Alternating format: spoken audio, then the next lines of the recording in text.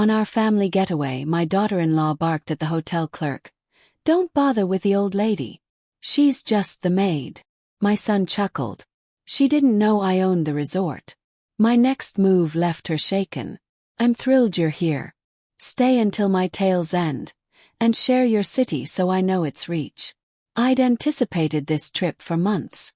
At 72, time with my son Ethan and his family was rare. His idea of a week in San Diego sparked hope in my heart. Perhaps I could bond with Cassandra, my daughter-in-law, who'd stayed distant through their 5-year marriage. The 4-hour drive to Sunset Haven Resort was filled with Ethan and Cassandra discussing massages, golf, and lavish dinners, ignoring me. My attempts to join in, asking about the kids or suggesting group activities, met Cassandra's curt replies and Ethan's silence. I ignored the warning signs, desperate to heal our family rift. Sunset Haven Resort was my proudest achievement, unknown to them. After my husband died when Ethan was 12, I built my hotel empire from scratch, starting with a tiny inn, working 18-hour days cleaning and booking. Slowly, I expanded to 17 properties across 4 states, keeping my success from family so Ethan would value me for myself, not my wealth. At the resort's grand entrance, pride surged seeing pristine gardens and valets bustling to greet guests. It took 3 years to acquire Sunset Haven and 2 more to perfect it, every marble tile and sparkling chandelier my choice. Ethan handed over the car keys as Cassandra adjusted her designer shades, her auburn hair flawless, radiating costly beauty. At 35, 20 years Ethan's junior, she flaunted her youth. "Get us the penthouse suite," she told him at the doors. "Make it happen, no excuses." Ethan nodded instantly, a painful reminder of how he bowed to her whims. The bold boy I raised was now a man tethered to his wife's approval. In the vibrant lobby, I smiled at the familiar hum. Amelia, the desk manager, spotted me, eyes widening, but I signaled subtly to stay quiet about my identity. "Good afternoon," Amelia said warmly. "Welcome to Sunset Haven Resort. How may I assist you?" "Reservation under Harper," Ethan replied. "Penthouse suite." Amelia checked her screen. "It's the deluxe suite, Mr. Harper. The penthouse is booked." Cassandra's face tightened, eyes flashing beneath perfect makeup. "Unacceptable," she snapped. "Do you know who we are?" I demanded the penthouse. Amelia stayed composed. "I'm sorry, Mrs. Harper. The deluxe has a private balcony." "I don't want a second-rate room," Cassandra cut in, her voice loud, drawing stares. "Give me the penthouse now." I stepped forward to calm things. "Cassandra, perhaps." She whirled on me, fury twisting her face. "Don't speak," she yelled, her voice echoing. "Amelia, ignore this old lady. She's nobody, just our help." The lobby fell silent. Humiliation burned my cheeks. "Don't talk to her," Cassandra shrieked, pointing at me like trash. "She's just the nanny, a servant." I froze, my heart hammering, mouth dry. In 72 years, I'd never faced such venom, especially publicly. Worse, Ethan laughed heartily, amused by my disgrace. "Cassandra, you're awful," he said, wiping tears. "But spot on. Mom, sit somewhere." The betrayal struck like a fist. This was my son, for whom I'd toiled alone, sacrificing everything.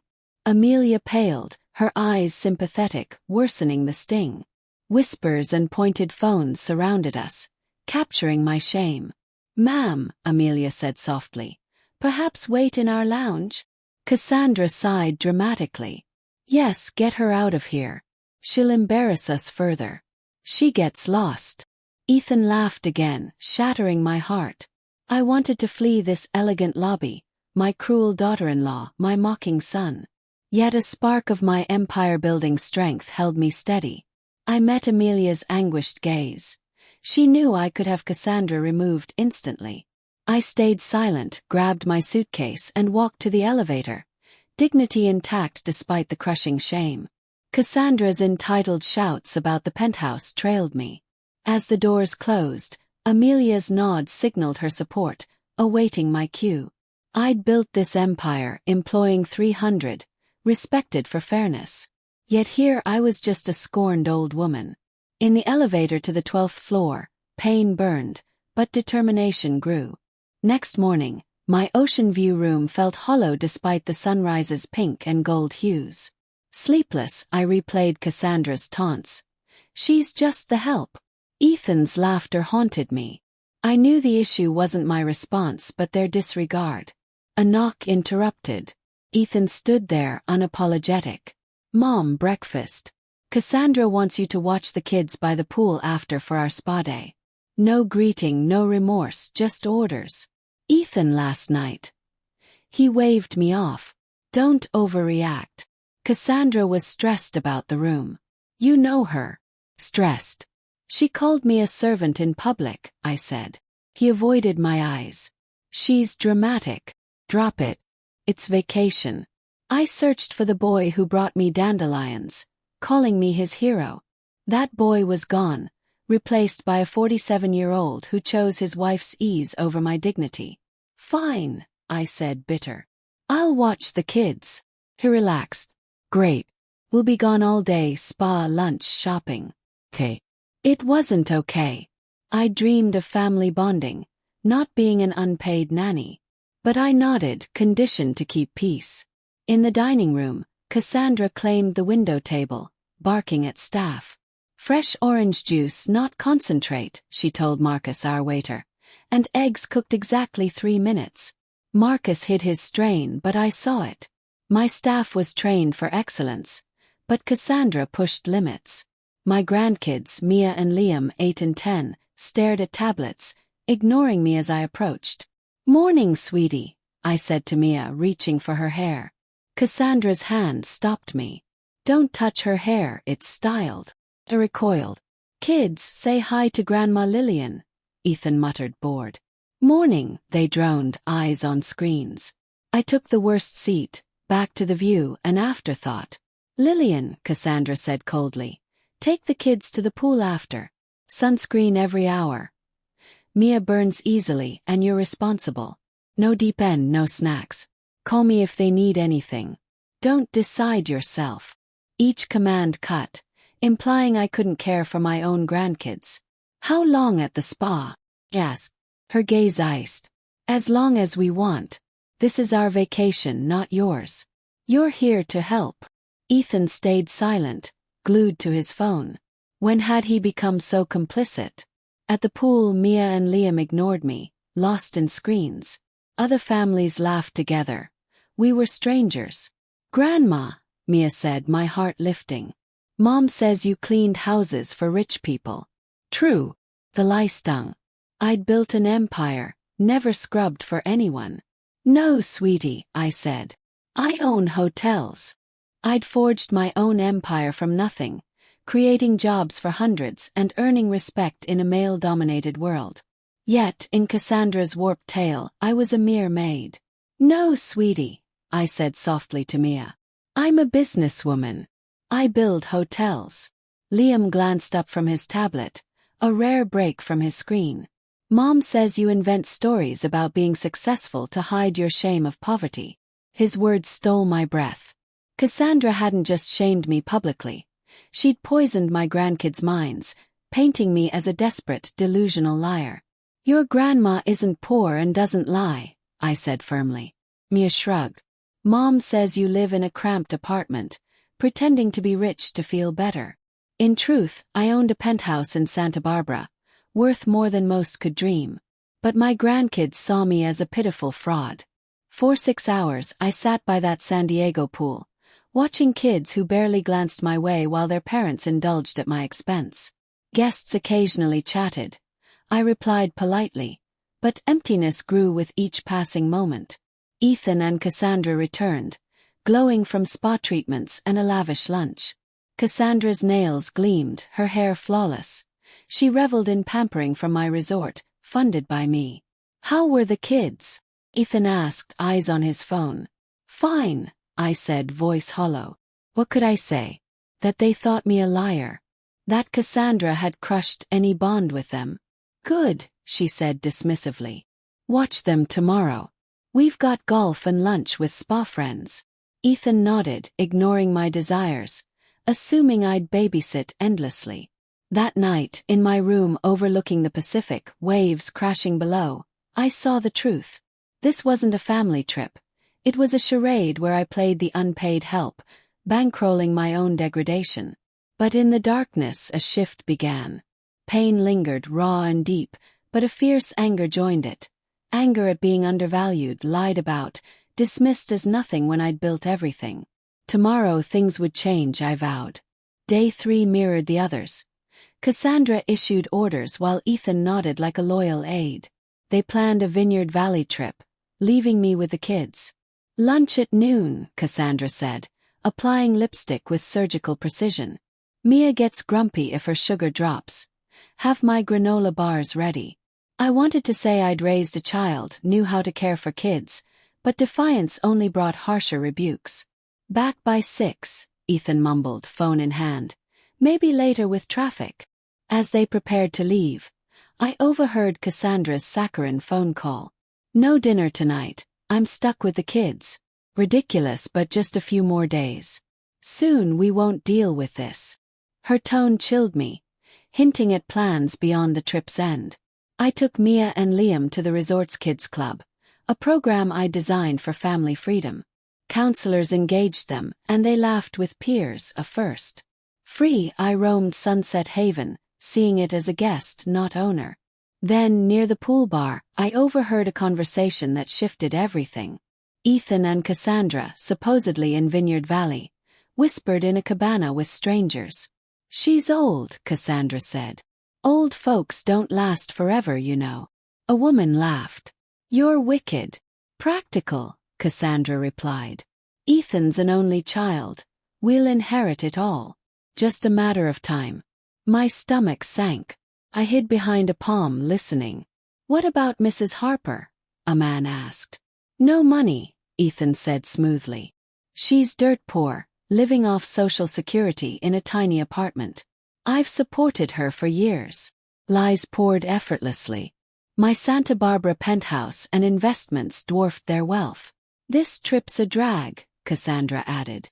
We haul her along, she can't afford a thing. Like a clingy pet. The woman sighed. Poor you. Will you care for her when she's frail? Never, Cassandra laughed viciously.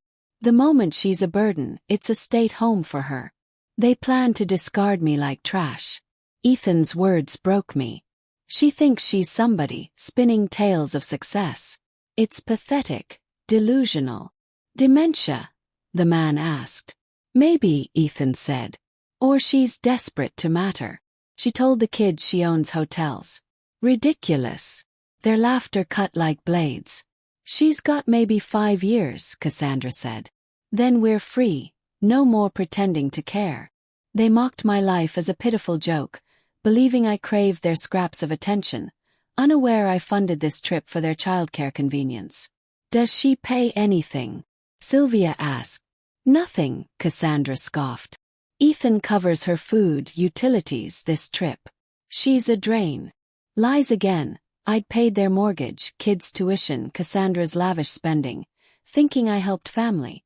She's a cheap nanny, Ethan said.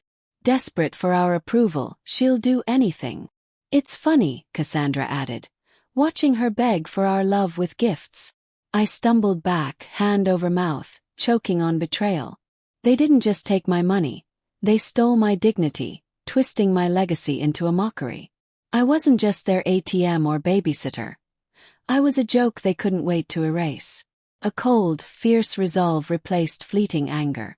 They'd learn what this useless woman could do. I dialed Amelia. Ma'am, you called, she said, relieved. Everything okay? It's fine, I said steadily. I need your help. I fetched Mia and Liam from the kids' club. They barely looked up. Let's go, kids, I said. An adventure. Mom said stay, Liam muttered. She's wrong, I replied. On the beach, we built sandcastles, chased waves, and hunted seashells.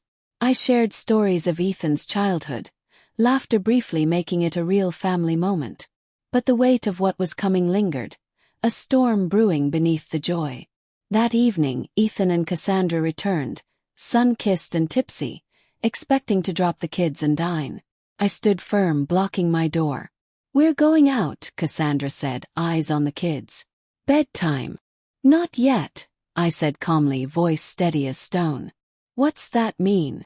Cassandra snapped. "It means," I said, voice steady, "call the front desk for a new room. You're checking out tomorrow." Ethan and Cassandra gaped, confusion clouding their faces. "What are you saying, Mom?" Ethan asked. "Don't act clueless," I replied sharply. "I heard your cabana talk, your lies about me." Cassandra's face twisted with rage. "You spied on us," she hissed. "You've no right." "I own this resort, Cassandra," I declared, voice rising. "I have every right to demand you leave Sunset Haven." From my bag, I handed Ethan a list of my financial support over the years. His eyes widened, seeing my generosity's scope. "You lied to me," he stammered, glancing at Cassandra. "She's lying," she screamed. "She's just a broke old maid." Amelia, the desk manager, entered with security. "There's a disturbance," she said calmly, eyes on me. "Amelia, tell her," Cassandra shrieked, pointing. "She's no owner." I nodded slightly. Amelia spoke. "Mrs. Lillian Harper owns all 17 Sunset Haven properties across 4 states. Our founder, our CEO." Cassandra paled, eyes darting in panic. Ethan stood speechless, clutching the document, exposing his deceit. "What's this?" Cassandra stammered. "It means," I said, voice brimming with strength, "you pay for this trip, every spa visit, meal, drink, charged to your card." "You can't!" Cassandra yelled. "Oh, I can," I said, smiling faintly. "And I will." To Ethan. "No more support, mortgage, tuition gone. You're on your own." His face fell. "Mom, let's talk." "No," I said. "You laughed at my shame, lied to my grandkids. You made your choice." They exchanged shocked, betrayed glances, thinking they'd controlled me. They didn't know this useless woman held the power. That night, I slept peacefully, finally valued. Mornings now sparked excitement. I'd learned solitude isn't loneliness. Chosen family often outshines blood. Ethan and Cassandra thought they'd taught me a lesson in that San Diego lobby. They did. I learned my worth fighting for myself. That changed everything. This tale, though fictional, draws from real events, with names and places altered for privacy. We share not to judge but to inspire reflection. How many mothers suffer silently? What would you do in my place? Stay quiet for peace or reclaim your voice? Share your thoughts. Every story lights another's path. Blessings always.